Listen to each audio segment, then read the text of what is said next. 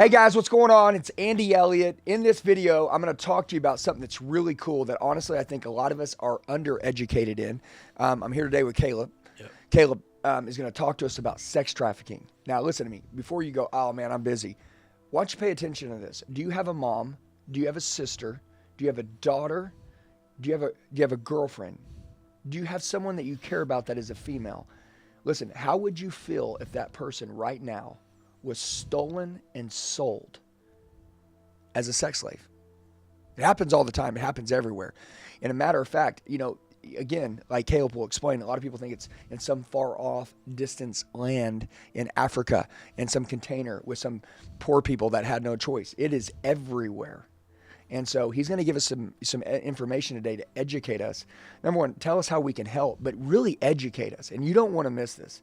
If something like this happened to you, because you didn't, and happened to someone in your family, because you didn't take the time to get educated on it, how would you feel? Okay? And so Caleb has set out, and something happened in his life where he changed, he got very involved in this. And it was his calling, his anointment with God to get involved in this. But his goal is to turn a strip club into a headquarters for a trafficking center to save women. Am I right? 100%. So Caleb, I'm going to turn this over to you. You're awesome. You don't need me to explain what's going on.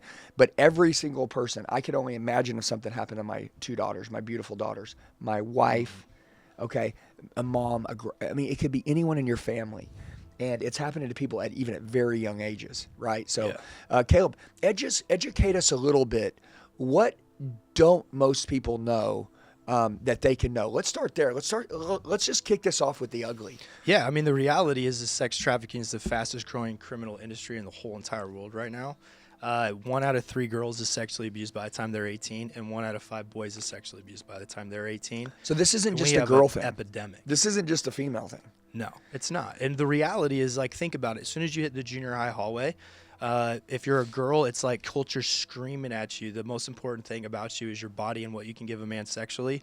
And when you're a guy, it's like the most important thing is your body count, right? So then, and they're trying to get you addicted to pornography. So right off the bat, you've got guys that are basically trained to look at women as objects, and we're trying to train women to look at themselves as objects. And down the road, you go down the conveyor belt a little bit longer, and now you got people selling people.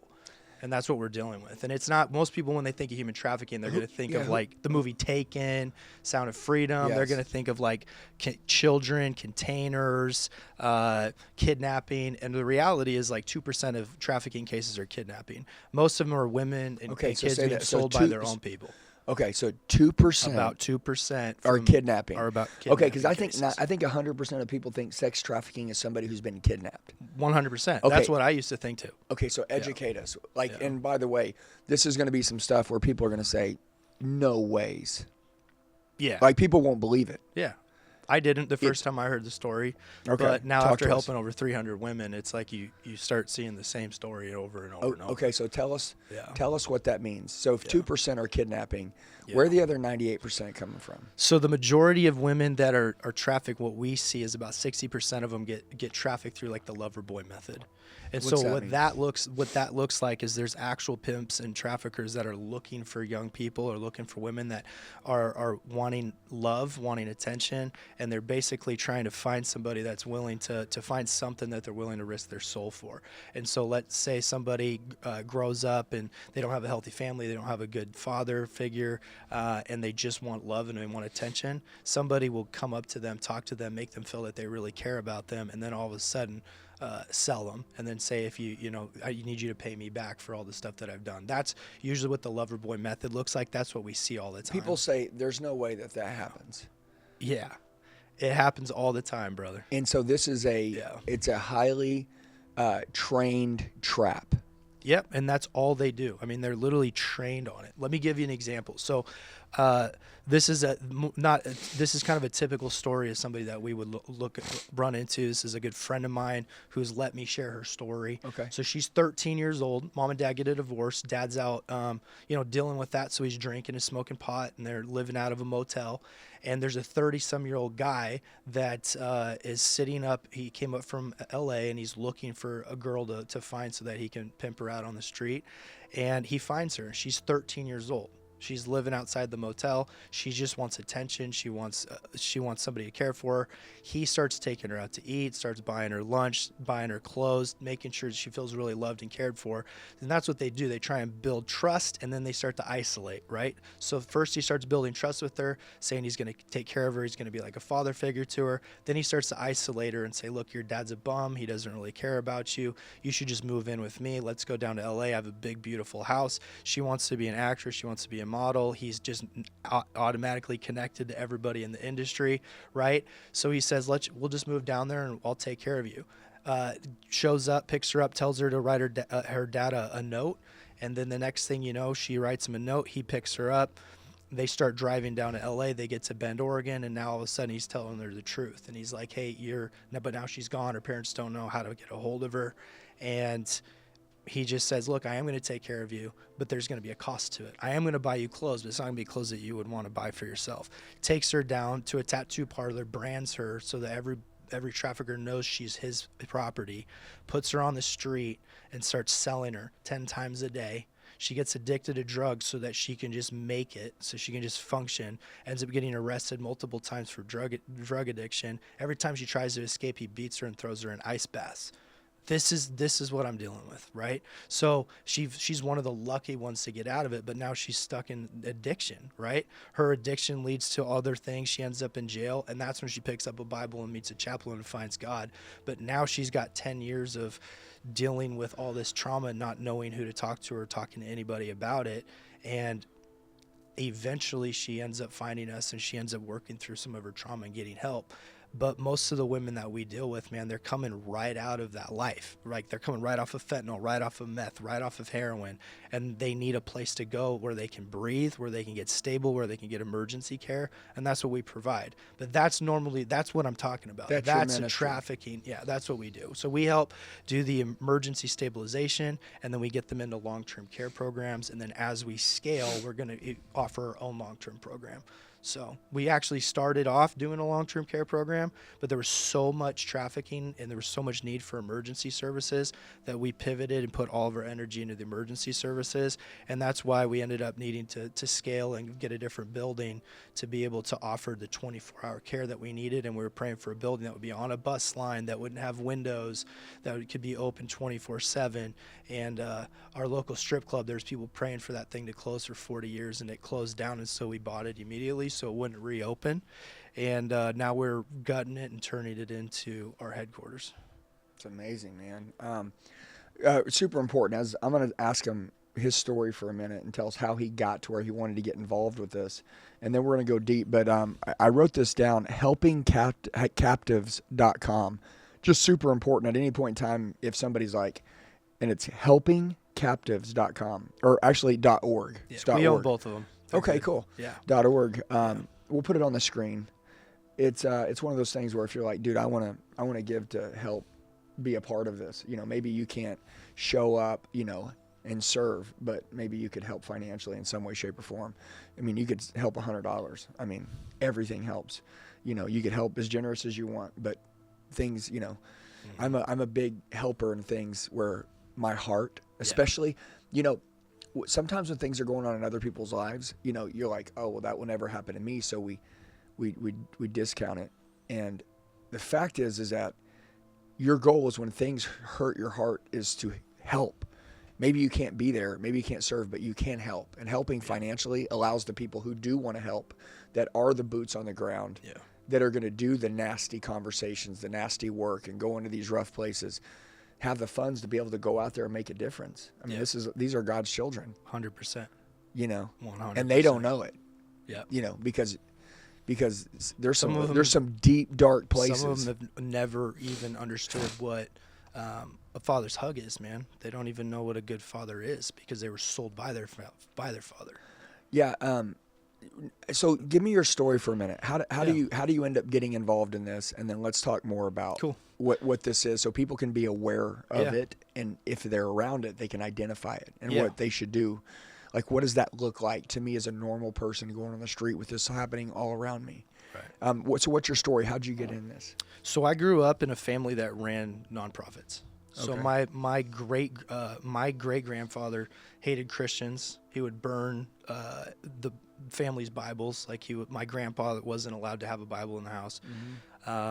My grandfather meets my grandma, and it's missionary dating, right? So she's a Christian. And she's like, hey, if you want to date me, you got to go to church and stop smoking cigarettes and all this stuff. So he ends up doing that. He's a manager at a grocery store, and there was a big homeless problem in our area. And so when you run a grocery store, the homeless shelter reaches out to you for food. But he ended up getting really connected with that homeless shelter. And he ended up having 5 boys, and he would bring those boys down to that homeless shelter to do chapels and feed and stuff like that. So my father's the oldest son. My grandfather was his oldest son, then my dad's his oldest son. And so they grew up in this family that was serving at this shelter. And in the 70s, my grandfather was actually asked to step down from running the grocery store and run the shelter.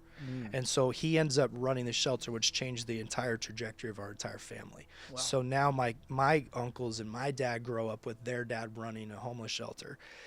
In the 80s, my father decides that he wants to go work with his dad. So he goes and works at the homeless shelter. He becomes the men's director. Then the next year, my uncle signs up, and he goes and he starts running the organization. He becomes the CEO. He's very, very brilliant with his business-minded man. He ends up scaling this organization to have a car lot, multiple shelters, thrift store. I'm born in that time. So my whole childhood is watching this thing grow, having a family that is always dealing with doing ministry outside the walls of the church, helping those in need. My parents' best friends on the street smell like cigarettes and don't have teeth. Like, that's just how I grew up. Yeah. My mom's also quadriplegic. So I was raised by a mom who can't walk. She's in a wheelchair. Wow. And so I was raised by this mother who just wanted to be a mom, but then got in a car accident and didn't know if she could ever have kids again. So I'm raised in this unique situation with a father who loves God, with a family that's doing outreach ministry, and a mom who's not a victim and doesn't take excuses for anything, learns how to cook, clean, sew, paint, all of it, right? So I just grew up in that situation and had my memories are watching my parents read the Bible, taking us to church. But when I got into 8th grade, I was really struggling with the fact. And you had to grow up with a blessing, which is being able to see a different perspective. Yeah. That's huge, man. Yeah. I mean, and healthy family. Yeah. And my parents got married, and 5 months after their wedding, they got in a car accident. They're still married 40 years later. It's incredible. Right. So I saw no matter what, we stick together. Quit. We don't quit. Yeah. That's just how me and my brother were raised. Yeah. It's never finished. So 8th grade. So I get to 8th grade, and I went to a smaller school, and everything at this small school is basketball, right? Everything's basketball at the little private school. And I'm left-handed, and I play basketball night and day. I love it. And I'm really looking forward to going to high school I want to play varsity, and I want to win a championship. Well, my school splits. And so I ended up going to a public school for the first time in my life. And right around that time, my dad took off for 40 days to go up into the woods with nothing but water to take a 40-day water fast with the Lord. And he was believing that my mom would get healed. Right. So I'm sitting here, and I remember I'm angry. I'm frustrated. The school's splitting. I come home from basketball practice. I can hear my mom crying in the other room. She doesn't know I'm there, but it's hard, right? She used to be a cheerleader, beautiful woman. Now she's stuck in a wheelchair. And so she would occasionally have those moments, but with God of being real, she didn't know I walked into the house, but I could hear her crying, talking to God about how hard it is. And something in me snapped, but I was still kind of waiting to see what would happen when my dad got home. So my dad gets home from his 40-day fast. My mom's not healed. I'm going to a whole different school. I end up going the last day to summer ball tryouts because I didn't go to the public school, so I didn't know when the summer ball tryouts were. So I show up the very last day. I don't make the team. And everybody else I'd played AAU with, now I'm going to school, and I don't know anybody. And it was really, really quickly that I learned, like, I don't want to be the weird kid at the lunchroom. I don't want to not fit in. I don't want to have any friends. And so I'd go and I'd try out for cross country. I didn't like it, but all the senior girls liked me and let me hang out with them. Yeah. So now when school starts, I'm not friends with any of the basketball players. I go into the lunchroom, and the girls are sitting there, and they're hanging out with all the pot smokers and the fighters, and they invite me to the table. So immediately, that's who becomes my friend group.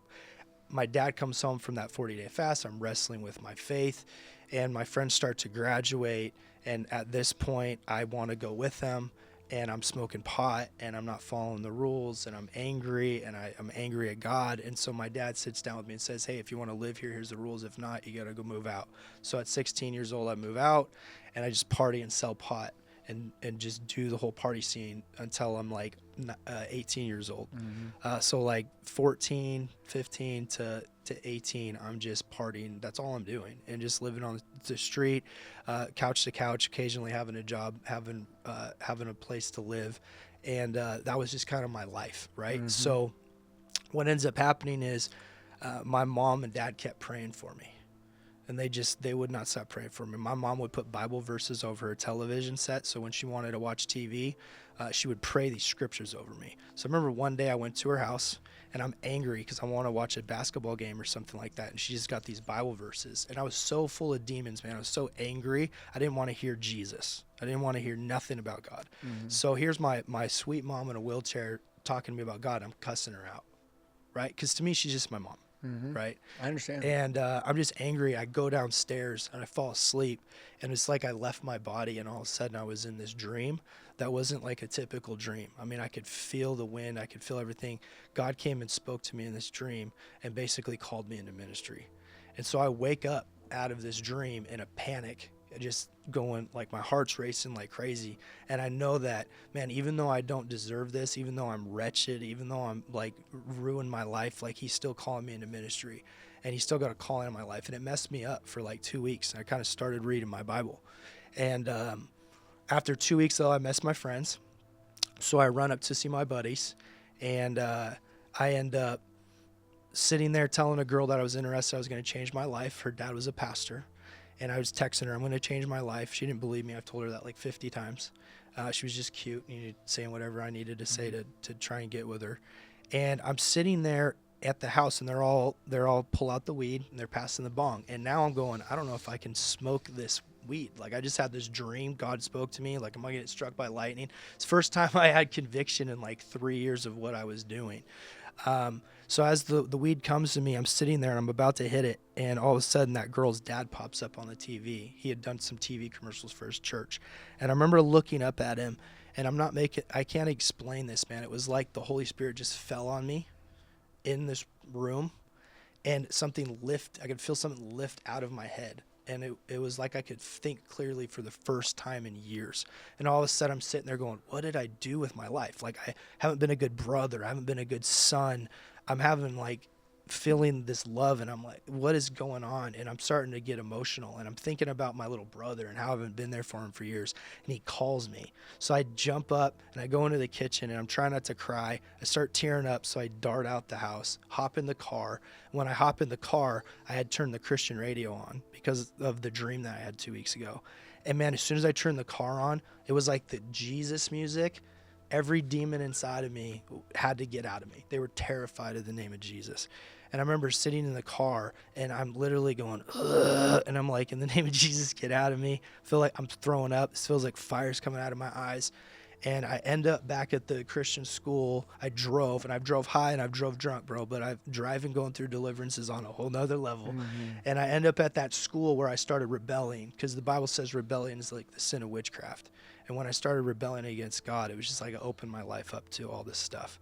And I called my dad and I just said, hey, Dad, have you and Mom been praying for me? And he starts crying, right? And he goes, we haven't stopped praying for you since we left because we knew you were going to go do something stupid. So I said, I don't know how to explain this. Can you just meet me down at the school, which was 2 blocks away from our house?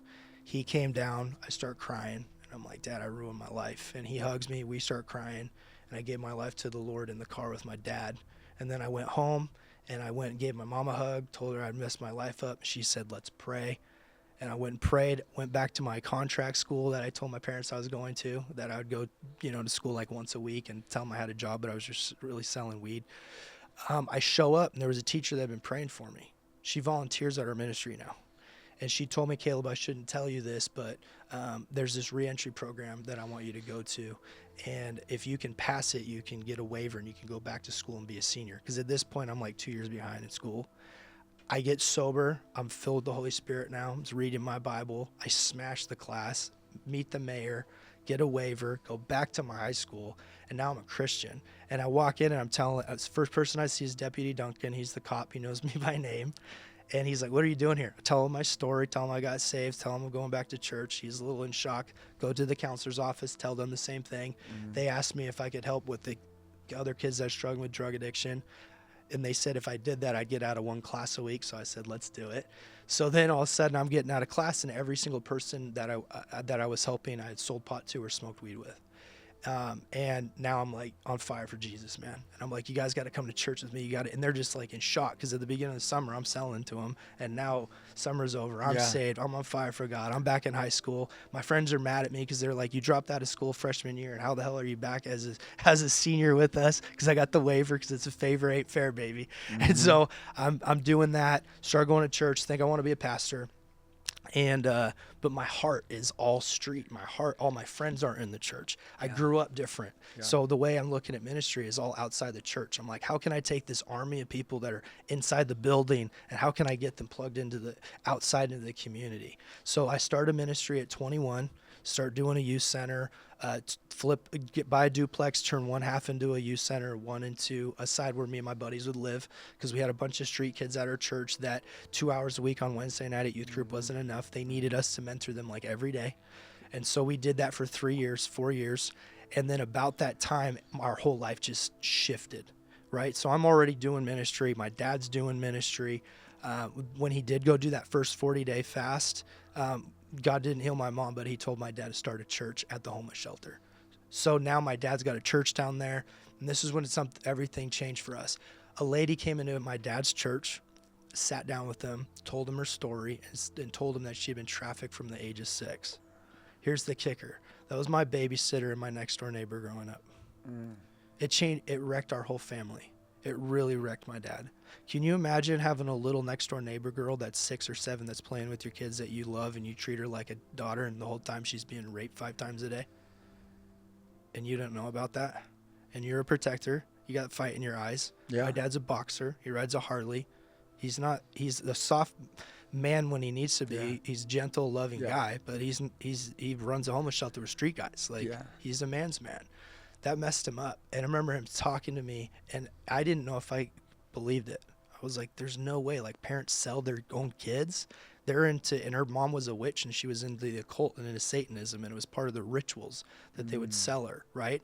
And then she even got pregnant, and this happens sometimes, is like they'll get pregnant and then they're forced to have abortions to sacrifice the kids. So like, it's an insane story, right? I'm starting to hear this. I'm hearing like the P. Diddy stuff where, she's like, well, I grew up, and they would film it, and then my parents would hold it against their will. You know what I'm saying? Like, they would blackmail them with the photos and the videos. And so this has been going on for years and years and years. It's been something, it's not like it just happened the last week. This has been going on forever. It's just God's finally shining a light on it. And so she tells me her story, and I go out and see her. And this is the thing that really hurt me, man. Like, I love my mom to death. She is a saint. She's the sweetest lady in the world. Like, the best day of my life was when I was able to buy a park and name it after my mom. Like, she's the most amazing lady. But the thing with having a mom in a wheelchair, you can never sit behind them. You always sit in front of them, right? So the only time I was ever really behind somebody was when I was wrestling with my dad. My dad didn't smell very good when we were wrestling, right? But I remember with her, my babysitter, she'd come over, and I'd sit behind her and I'd brush her hair. And she smelled amazing. It was the first girl I ever had a crush on, right? And she's this beautiful girl, and got a crush on her. Now I go out and I see her, still a good-looking girl, but been through so much, been through drug addiction. Her brother had been murdered. Like, the whole thing, she's terrified. She's out living out in the woods in a cabin, just completely scared out of her mind. And I'm seeing this, and I'm like, what is going on? And it broke me. And I remember sitting down, and she told me her story. And it was the hardest story ever. And sometimes truth is harder to hear than fiction. And it took me a while to process it all. I go back to my youth center. I start talking to my friends about it and my staff, because they can see something had messed me up. And I have a girl that starts crying on my team. And this one broke me like even worse. And because now there's somebody I'm working with on a daily basis, someone I'm really close to, right? And she tells me that she was also trafficked by her dad, who was a prison guard, and sold her to his prison guard buddies, and he was into the satanic occult and would sell her at a young age too. So now I've got two of the similar stories, and she tells me the reason why every time your dad comes in to see you, I go into the back room, is because your dad is a man's man, and he reminds me of those guys that used to work at a prison. And I'm just sitting there going, wow, here's somebody that's been out of the life. She's in her 20s, and she's still dealing with all this trauma, and she has no support. And I remember my dad coming to the office, and after about a month, she realized he was safe. And she just wanted a father's hug, dog. Like, first one that she's ever really gotten in a long time. And I remember her stuck in the corner, and it took her like 10 to 15 minutes just to walk 10 to 15 feet, trembling in fear. It looked like a little puppy that had just been beaten over and over and over, and you're trying to get it to come out of the corner. So scared just to come give my dad a hug. And when she finally got to my dad, I mean, trembling every step, and finally gets to my dad, and she just breaks down crying. That's when I was like, I'm in. I'm like, there's no way I'm not in on this. And so we had already had the ministry, I'd already had the organization, and my dad, there's a lot to that story, a lot more things happen, but eventually my dad retires from the mission. He's so humble, man. He comes and works underneath me. And I'm 24, right? And he's been working in nonprofit for 30 plus years. And he says, I feel like God wants me to come work for you, and I'm going to use all my retirement money, and we're going to open up a safe house. And we thought we might help like 3 to 5 women. We thought it was just going to be a part of our organization, because remember, I already have all the stuff with the kids. That had also grown into a food distribution center where we're going through millions of dollars of food, and we're getting all the church involved in outreach, doing homeless outreach, all that stuff. And we thought we'll just open up one little safe house. We had 21 women go through that house in 9 months. Wow. And that's when everything shifted for us. And we realized, like, we had a lot of volunteers. We were thinking if we can just get them into the house, we're good. We just didn't understand, like, the amount of trauma they've been through, the amount of addiction they've been through. And the resources you'll need. All the money that we're going to need to have professional trained staff and to do it right. Yeah. So we started traveling. My wife is very, very wise. I'm more of a, like, shoot first, aim second, let's go, let's get after it. She's like, you need to go travel and meet with these other agencies. So we do. We find out that there's hardly any long-term programs in the nation. These girls are getting rescued, but then what? Where do they go? Where do they go to breathe? Plug into long term. How do I get? Who do I talk to? How can I tell my story with people that understand me? Like, how do I get the help? How do I get a job afterward? You know, I don't understand. I've been told since I was 15, the only thing I'm good for is my body. Like, I don't even have a driver's license. The guy would always drive me around. He'd keep all of my money. I don't have a bank account. I don't understand how to use a debit card. I don't even know how to be clean. Like, what do I do? Where do I go? Right? So we ended up deciding we're going to open up a long-term program. So I buy a schoolhouse, an old school, and we turn it into a safe house. And we do this long-term program for 2 or 3 years.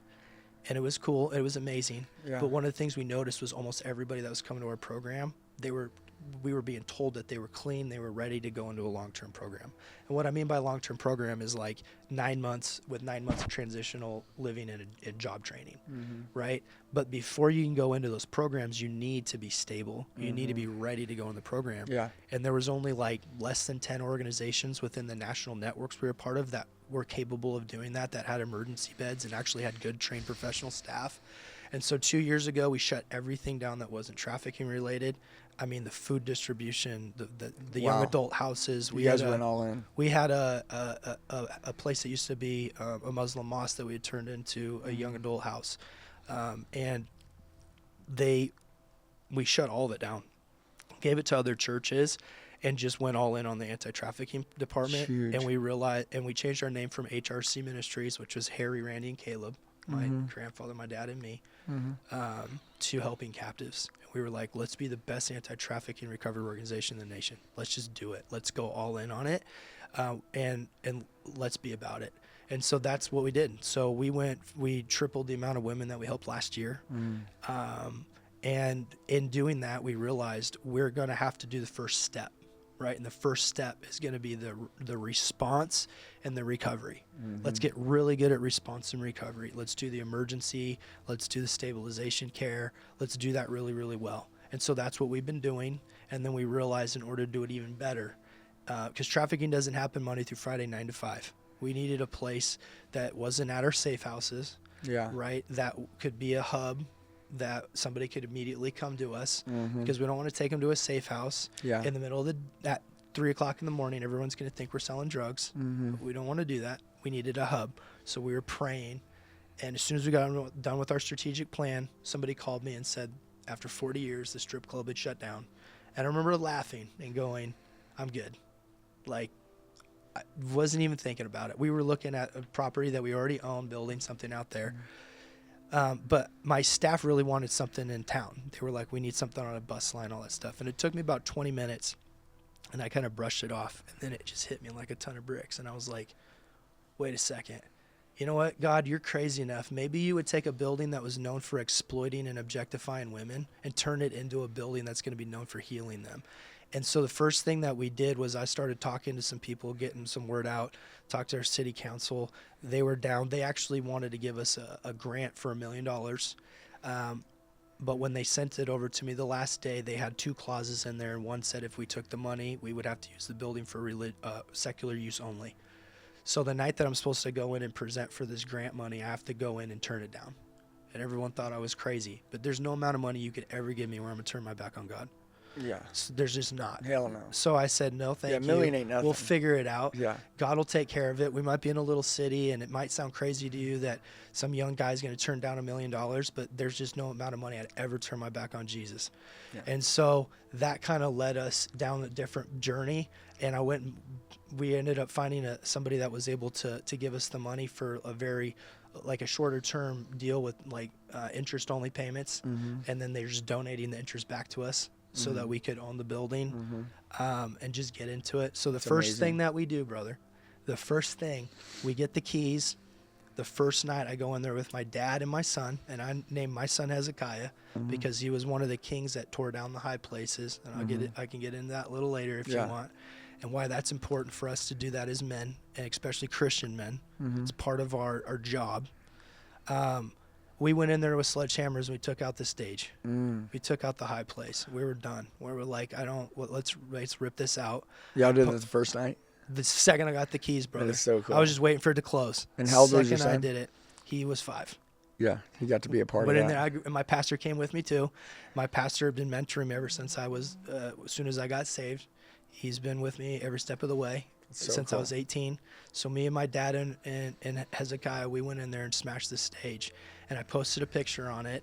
And somebody said, this is when I started learning social media is like a thing, right? Because for the longest time, I'm just a married man. I don't want to be on Instagram. Like, I want to just look at my wife. Yeah. You know what I mean? Like, I don't need it. Well, you don't need the influence. You're But I'm not looking you're- at social media. I was looking at social media back in the day to like find girls on MySpace and like all that stuff. So that's all I'm thinking of. Not from the business side. Never looking through that lens, right?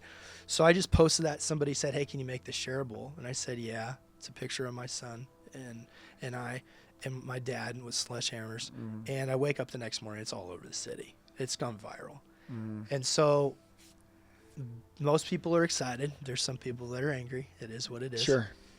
You know that. Yeah, hell you know yeah. what I mean? Yeah. You get hated on more than pineapple on pizza, dude. Yeah, I love it. So it's I'm grateful. It is what it is. So here's what we do. The people that actually want to help, that actually want to make a difference, they find you. those people we can't get to them without more haters. Yeah. Because the algorithm like carries. So the haters are helping you. Oh my gosh. Yeah, if I post something right now and it was like good for good people, well, all the bad people say, "Oh, screw this, I can't believe that." But then the algorithm sees it as engagement and it doesn't understand good or bad engagement. So it's like, "Oh, something's happening here. Got it. Let's show more people." Yeah. Well, then the more it keeps showing more people, the more people get to see it. And Bro, so this is what how it works. happens. So that happened. We knocked the stage out, but I'm also knocking the stage out for a reason. There's 2 stages in there. We need to knock out the main stage because the first thing I did was I called all the men of the city together to have a men's revival night. To take our gentlemen's club and dedicate that to God. And Spokane was a place that founded Father's Day. Yeah. And I'm like, we need to be known for loving and protecting our women and kids, not objectifying them. Yeah. So we called the men of the community together. I didn't take the $1 million, so I can do whatever religious thing I want. So we do a men's revival night, and the men take out the other stage. 30 guys give their life to the Lord. My buddy I sold pot to gets saved, and he ends up on the carpet crying. It's got glitter and baby powder all over the place. No, we didn't care, man. It just was what it was. So we have this. Well, I think that's revival cooler night. than doing it in a church. Yeah. I mean, it's the people like that go through something like that that end up making the biggest difference. Yeah. And he is, man. He's one of those guys. Mm-hmm. You know what I mean? And so one of the other halves of the building, there's an open shower. Mm-hmm. We end up turning that into a baptismal. Oh, wow. So for the last year, we just dedicated the building to God, and it's just been doing worship and revival services, and that's what we've been doing in the strip club. And the year just ended last week, Yeah. and we started gutting the place and started the demo. So that's where we're at right now. Mm.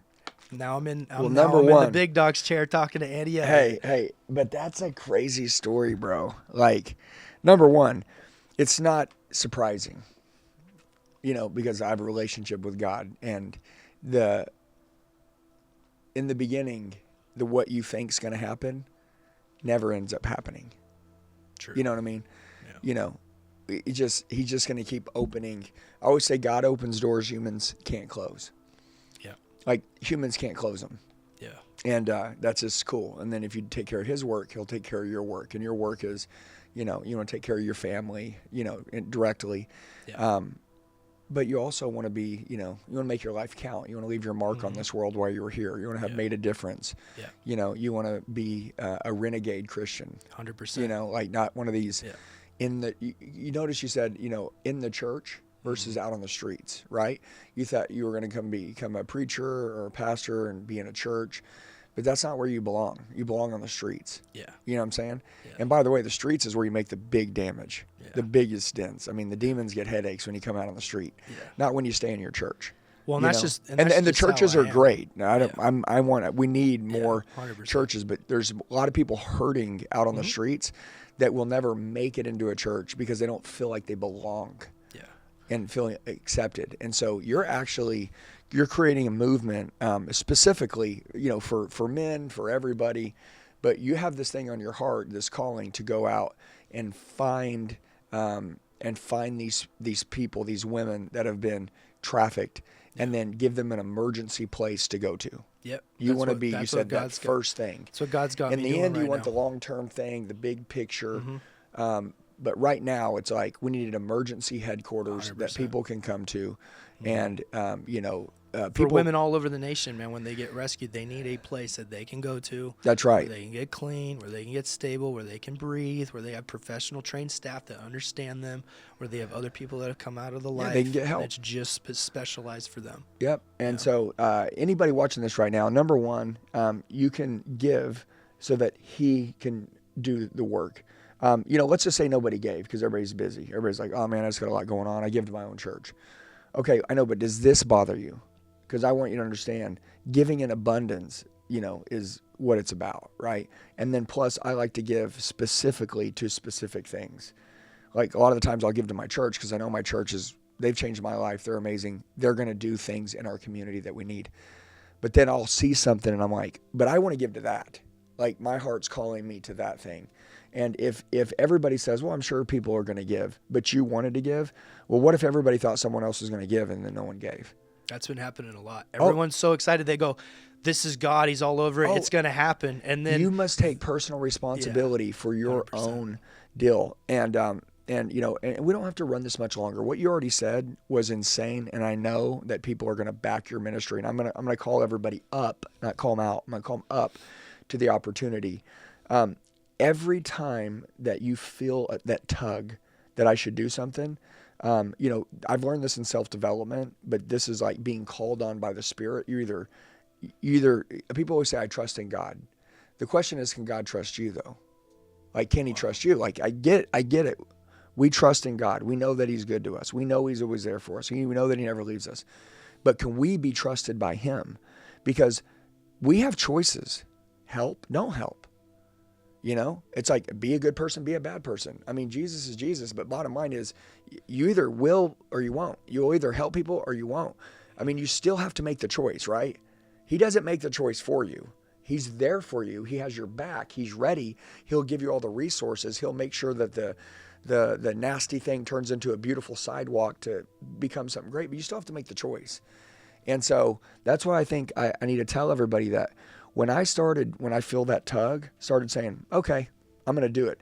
I learned this in self-development. There was this lady, her name was Mel Robbins, I think. I watched this TED Talks. I love watching these old TED Talks. They're like 17 minutes. And she said, anytime that you're really going to do something, you'll do it immediately. Like, you'll just do it. Yeah. And she said, this is how it goes.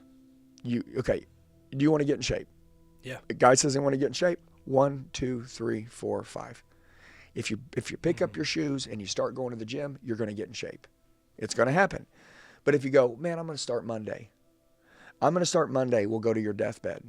1, 2, 3, 4, 5, do it. And so right now, anybody and everybody that heard your story, which is insane. And by the way, the fact that, maybe it's not my calling to be on the front lines and help with this. Maybe it's not, some of the guys' callings to go work like your father did in a homeless shelter, hang out with people that smell like cigarettes with no teeth. Mm-hmm. People are like, oh, I don't want to do that. But those people are still God's kids. So I want to help. I would help your father with that homeless shelter. And now, like dealing and hearing with these stories with sex trafficking, I mean, you said even sometimes hearing the truth is harder than hearing fiction. Dude, that's a horrific truth. I mean, I honestly wouldn't want to hear all these stories. I wouldn't, because it would probably alter the way that I feel about humans, and it might make me a bad person.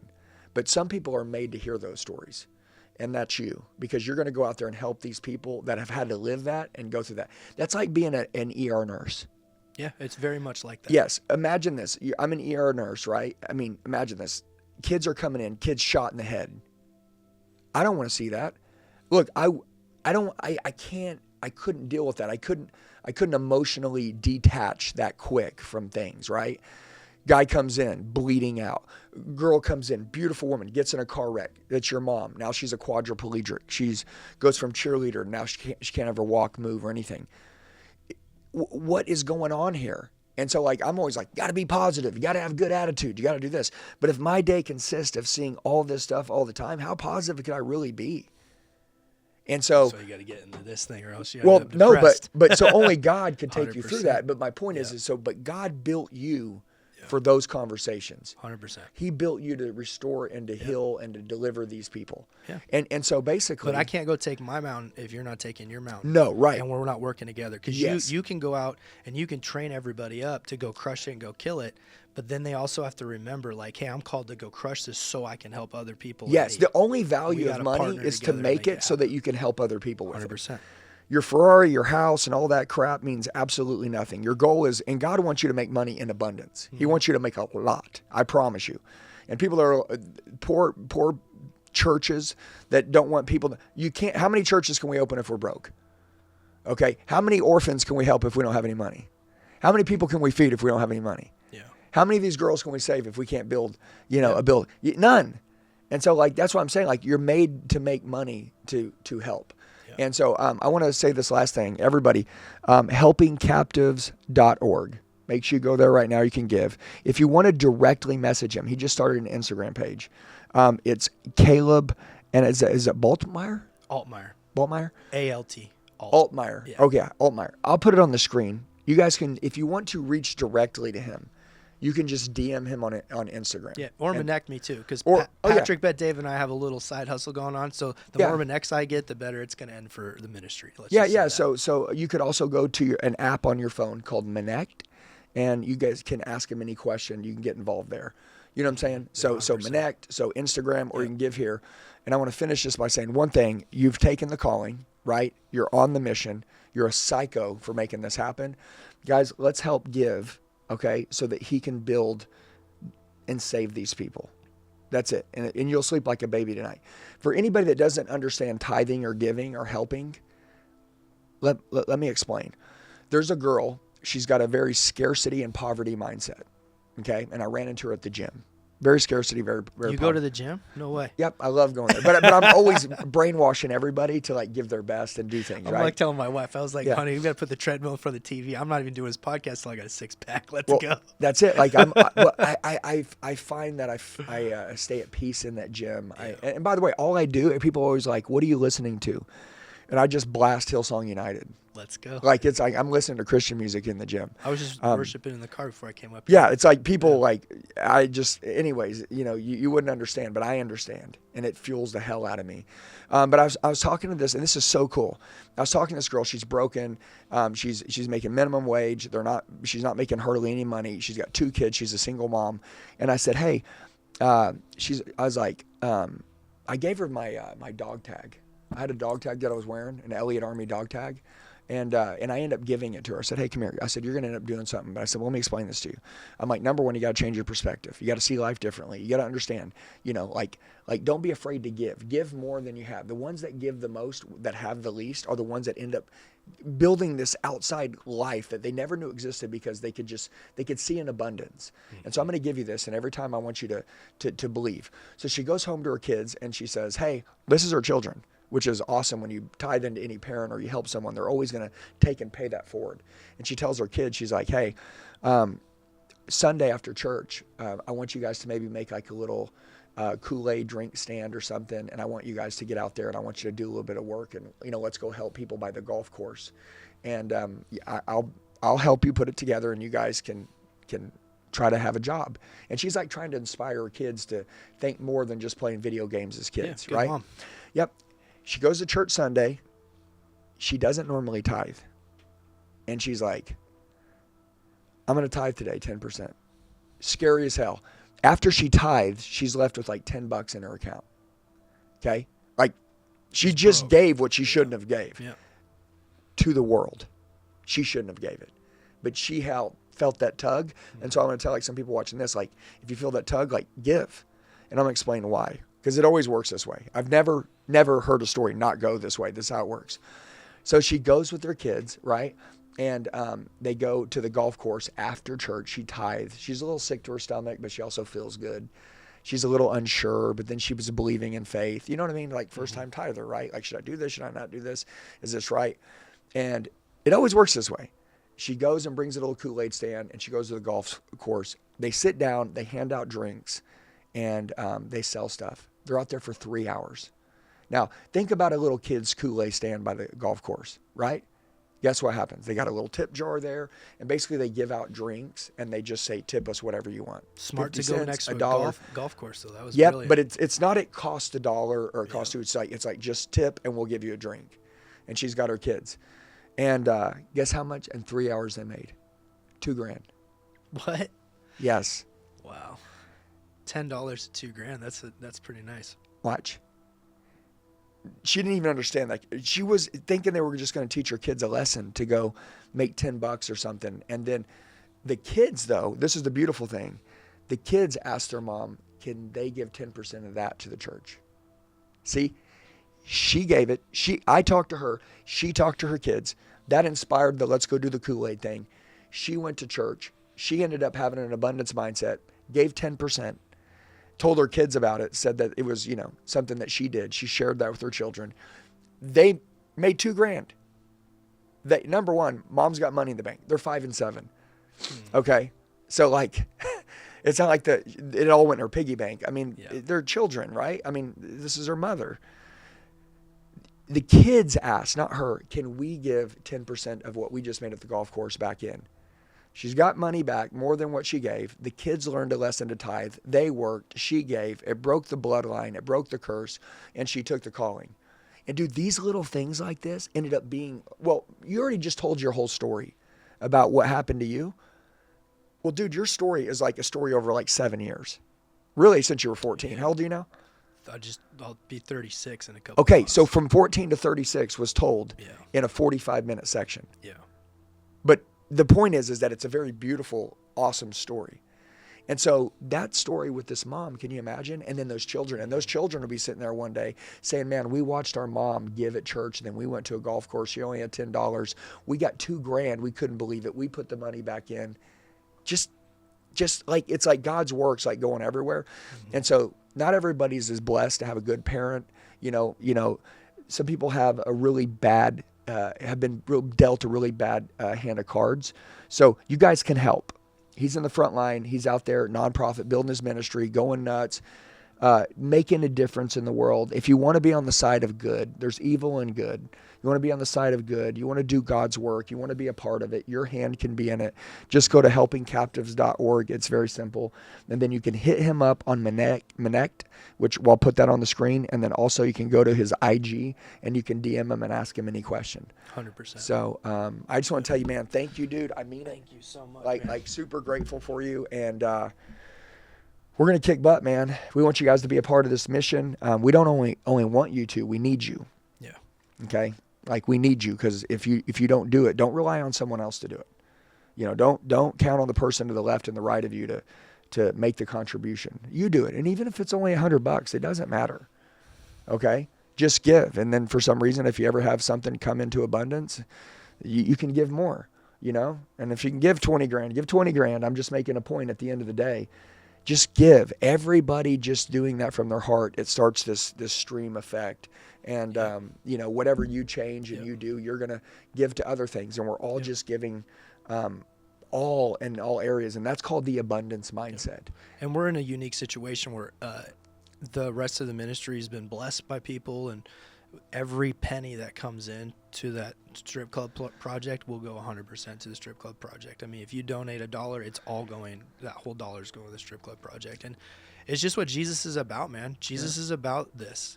You know, when you look at his life, it was interesting because could you imagine if you grow up and you're Christ and you know who you are, you know you're the Son of God, like what's your first message going to be? You're going to have 30 years to sit there and think about it.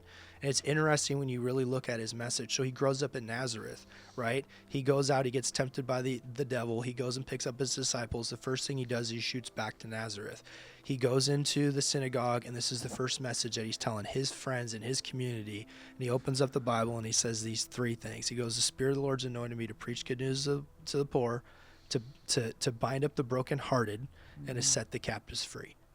That's what his ministry is about, right? And then the word says very simply, it says, what you've done for the least of me, these you've done to me. Mm-hmm. What would you do if your Savior was being sold? Would you give? Yep. Would you help? Hell yeah. Hell yeah. Yep. So what you do to the least of these, it's like doing it to Jesus. And this is what he does. This is who he is. Yep. He is about setting captives free, man. That's 100% why I do what I do. You ask me why I do it? Yeah, it's personal. But it's because I'm a Christian and this is what we do. Yeah. Right. And the other thing is when you look at the book of Kings, you're going to see something really interesting. You're going to see that it says that the societies were judged on whether they tore down the high places or not. It says this king did what was right because he tore down the high places. This king did what was not right because he didn't tear down the high places. And it says very simply like what the high places were, where culture would go to worship sex and to do child sacrifices. Yeah. And when you look at our country and you look at what we worship, sex trafficking and abortion is just the end of the conveyor belt of a nation that's turned away from God, right? And that's what we do. We have so many dead kids, and we worship sex. And I think it's time for men to fight back, and to take out those high places. Yeah, and you can be a part of it. Whether you're ever on the ground doing it, I'm sure watching this will make you want to live differently. But just make sure you give to the mission. Do it all. Yeah, don't be so limited where you just do this. Do it all. So, man, super grateful for you guys. Make sure that you go follow him on Instagram and follow his journey. Make sure that you give helpingcaptives.org. You guys can go there right now. DM him or hit him up on Menect. All right, love you guys. Appreciate you. Insane story. Thanks, brother. I got one little last thing for you. We got the staff and the ladies. I know you like the camo shirts. I brought you a couple more. But it says real men don't buy women. Oh, dude, this is great. Look at that. That one says people aren't property. Yeah. People aren't property and real men don't buy women. Dude, these are great, dude.